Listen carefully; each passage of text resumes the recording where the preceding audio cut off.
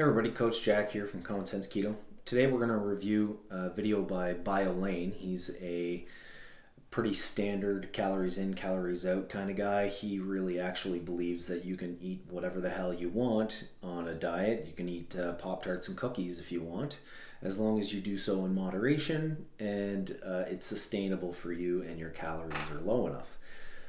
Although I fundamentally disagree with him on most subjects relating to that kind of diet advice, I think we agree on more than we disagree. So let's start off and take a listen to what Lane has to say about why diets fail.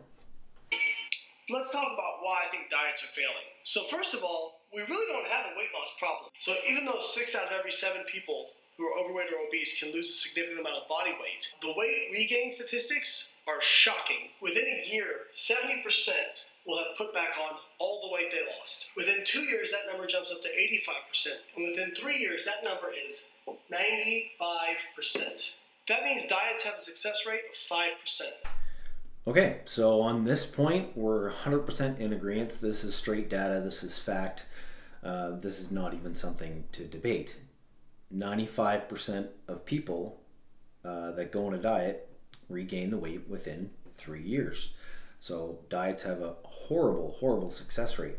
And that's your conventional diets are the biggest ones. They actually have a 98% fail rate. So Weight Watchers, Jenny Craig, any calorie restricted diet has a 98% rate of failure.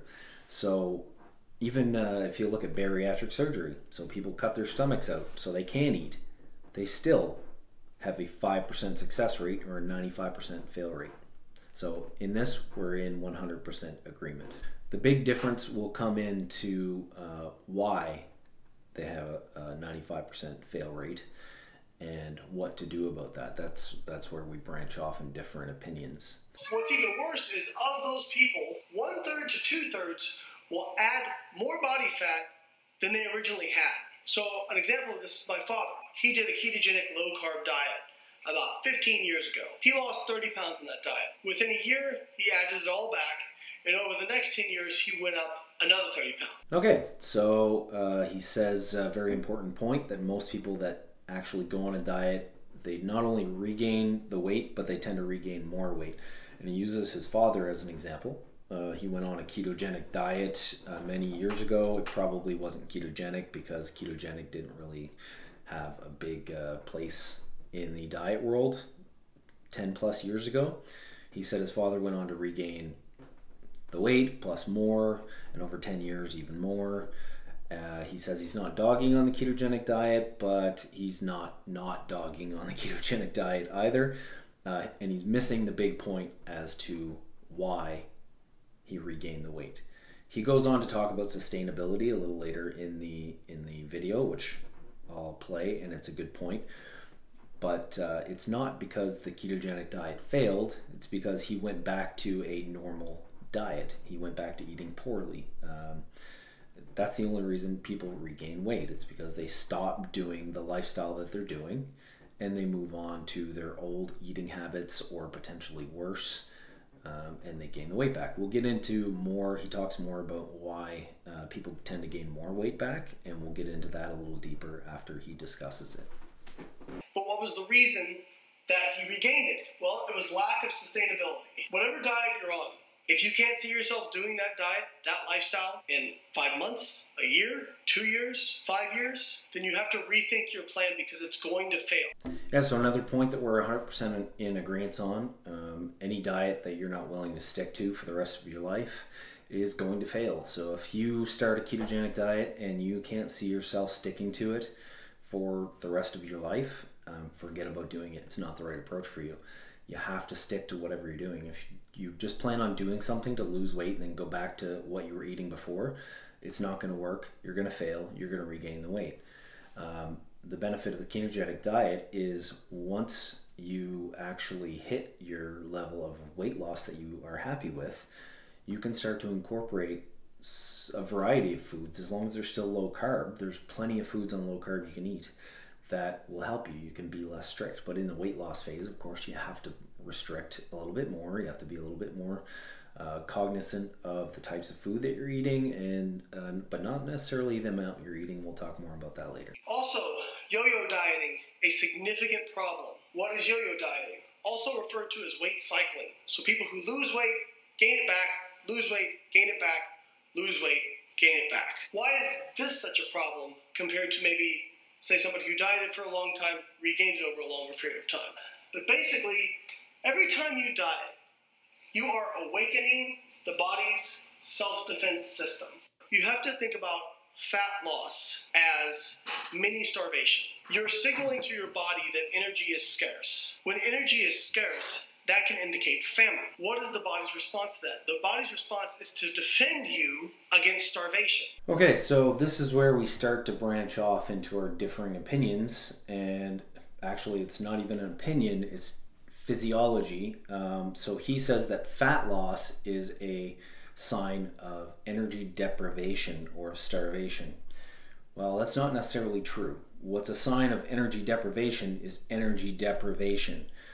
If you're eating an adequate number of calories, your metabolism is not going to drop. You're not going into that self-preservation mode or starvation mode.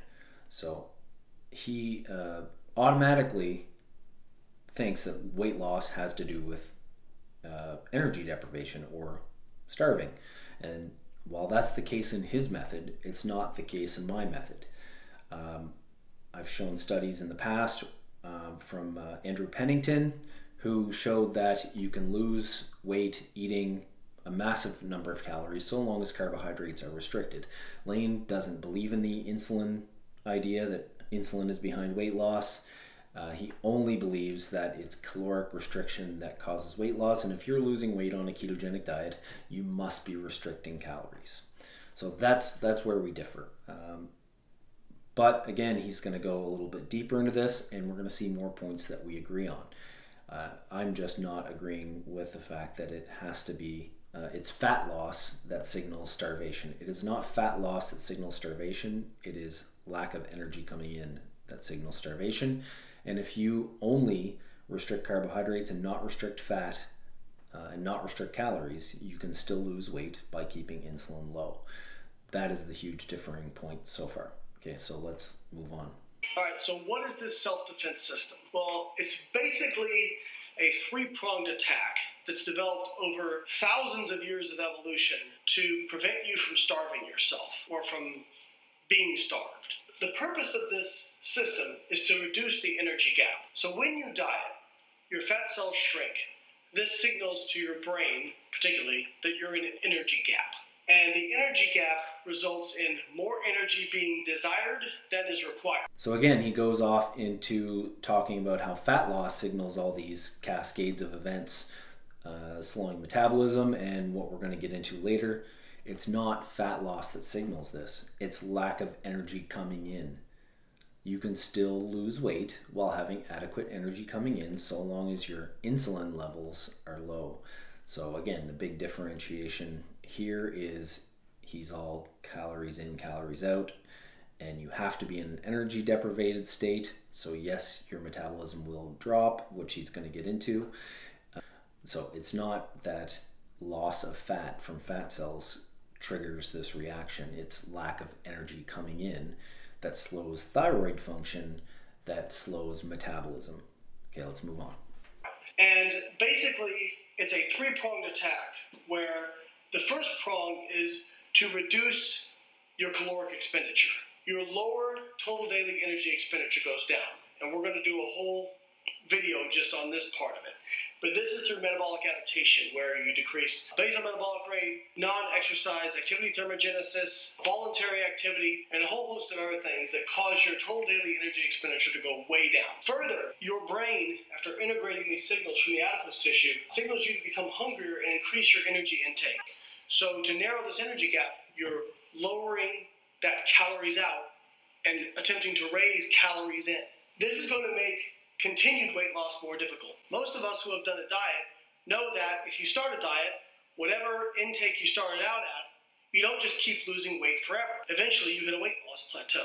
Okay, so he talks about TDEE, which is a big thing with CSK, eat to your caloric need. And he talks about how it reduces when you're in a deficit. Of course it reduces, absolutely, but since that's not what we're doing, we don't have to worry about that too much.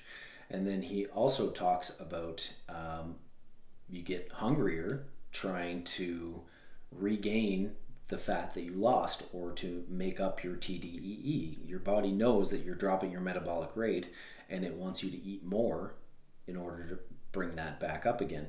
So again, not a problem that we have with CSK, because our goal is to not have you in a huge energy deficit, and you don't have to worry about these problems. But the second prong of this attack by the body's self-defense system is really interesting. While you're dieting, your body is already preparing you for restorage.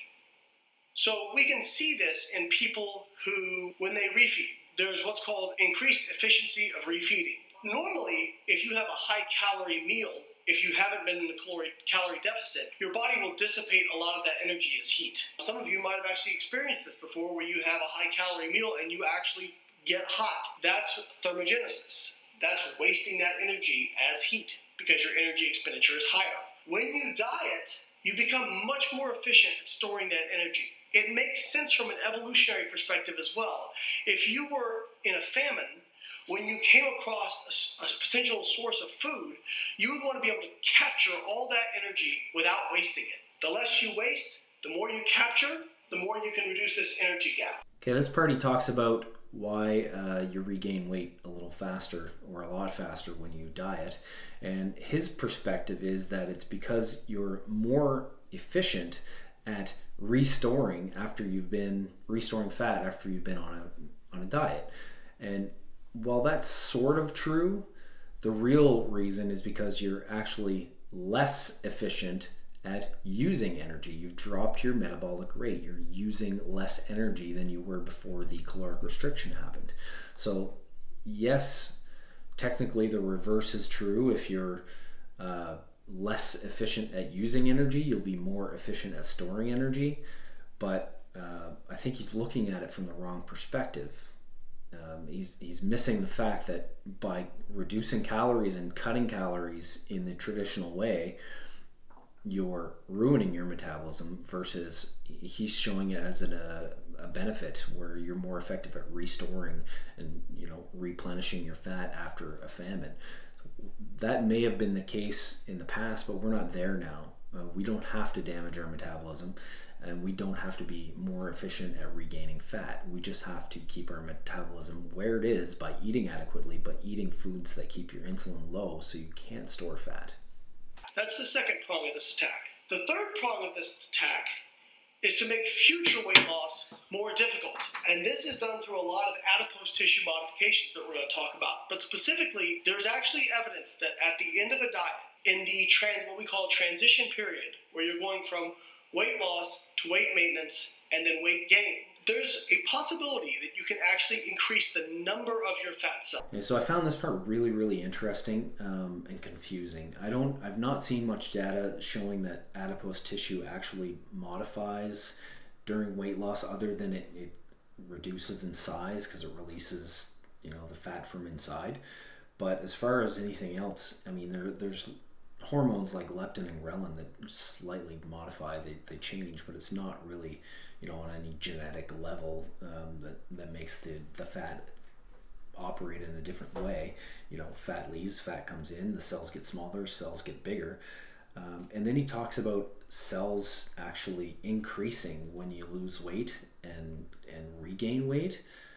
That doesn't really make any sense when you look at it. The size, the amount of cells that people have is typically set.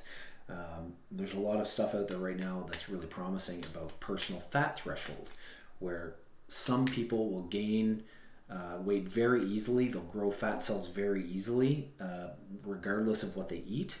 And you have other people that have a low personal fat threshold, where they can eat bags of candy all day and never gain a single pound.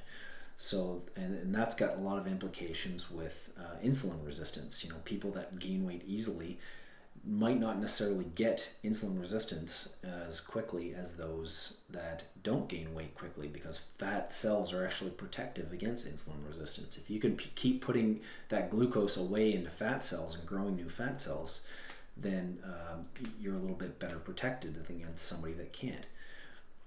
That's a whole nother topic that we might discuss in the future. But so then again, when it comes to creating new fat cells, I don't really understand how that makes sense. And you definitely need insulin to create new fat cells. That's been shown in labs. In order to grow fat cells, you need a high level of insulin, and that's clear in people that have to take insulin. If they shoot that insulin in the same spot repeatedly, fat cells will accumulate there, and you'll get a big clump of fat all in that one injection spot. But I've never seen anything showing that dieting and then eating again can grow new fat cells. I mean, unless you fill up your existing fat cells to the point where you have to grow new fat cells in order to store the excess weight. But that's a whole nother story. That's not your general dieting or refeeding scenario.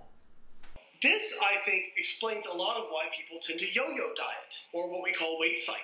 In fact, there was a study done, now it was in rats, but it fits with a lot of what we observe in humans. So I have these circles here, which are supposed to be representative of your body fat mass. So bigger circle, more body fat. Smaller circle, less body fat. There was a study where they took these rats through 2 sequences of dieting and then regaining. They restricted them, and then they gave them as much food as they want and let them regain, restricted them again, let them regain again. What was extremely interesting is during both diet periods, they had them on the exact same amount of calories. But check out what happened. During the first diet period, they lost at this, I'm keeping everything relative, at a 1 times pace. So they lost at a normal pace. During the regain period, they regained weight twice as fast. During the second diet phase, they lost at half of the original rate. Say that again.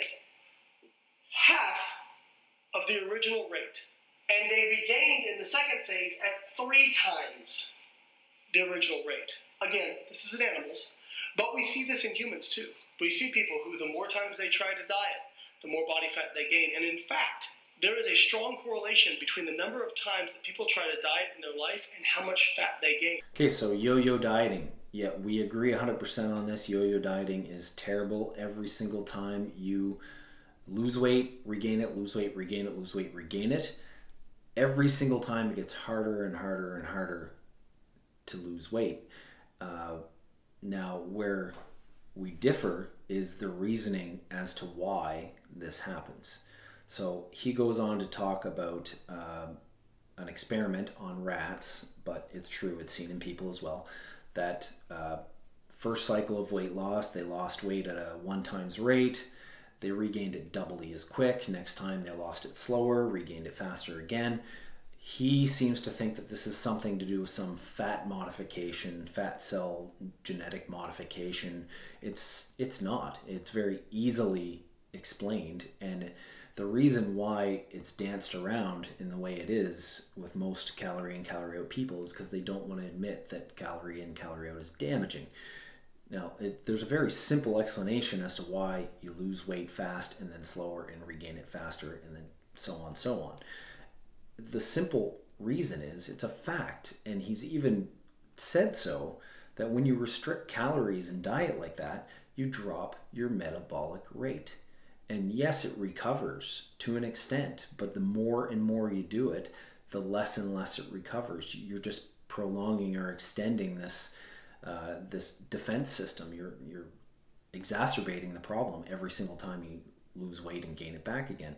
The body wants to protect itself from doing that, and it's going to adapt to doing it. So the more and more you teach it what you're doing about losing and regaining, the more and more it's going to protect against it, and it's not going to bring your metabolic rate back up. Every single time you calorically restrict, you drop your thyroid function, and thyroid controls metabolism. So you do this repeatedly, you're constantly going through cycles of shutting down your thyroid, reactivating, shutting down, reactivating, shutting. And this is why so many people today, and especially those that have yo-yo dieted their whole life, have hypothyroidism. It's a rampant issue with people, And it's one of the major reasons why people can't lose weight anymore. It's because their thyroid function is just completely shut down. So we completely agree on many facts. We agree that yo-yo dieting is bad. We agree that dieting that you can't stick to is futile. It's pointless. It doesn't work. We agree that dieting has at best a 5% success rate over 3 years. We agree that calorie restriction lowers your total daily energy expenditure, so your TDEE. We also agree that repeated cycling of dieting is going to cause you to have more and more difficulty in dieting. So there's a lot of points that we agree on. The things that we disagree on are the fundamental hows and whys. So Lane's perspective is you just got to pick something that works for you, but it has to be caloric restriction because that's the only thing that works.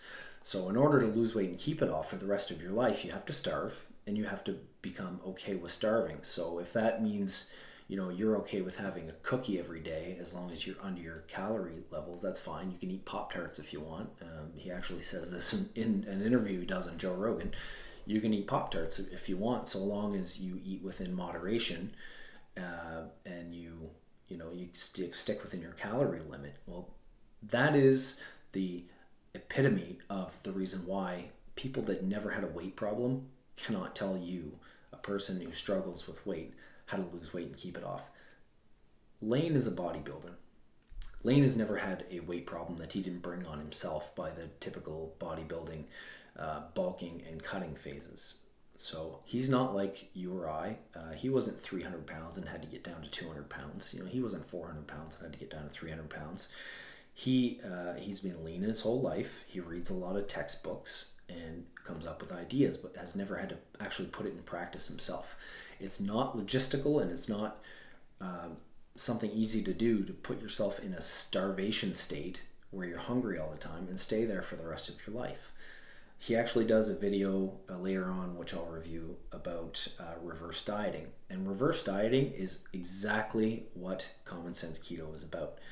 You don't have to eat at a level of calories that's so low that's going to cause all these negative effects like lower metabolism and being hungry and wanting to refeed and regain all that weight. You can actually eat at a caloric level that's going to maintain your metabolism, maintain your thyroid function, yet still lose weight. All you have to do is make sure that your insulin is low enough for fat to be able to leave fat cells. And that's not going to cause any starvation state. That's not going to cause any genetic modifications to fat cells that make them magically grow.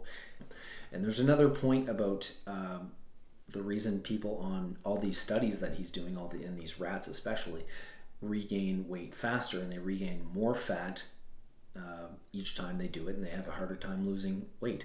When you diet by conventional means, by calorically restricting, yet keeping your carbohydrate levels high, it's proven that you lose more lean mass by doing this. So as you're dieting, you're losing lean mass and fat mass.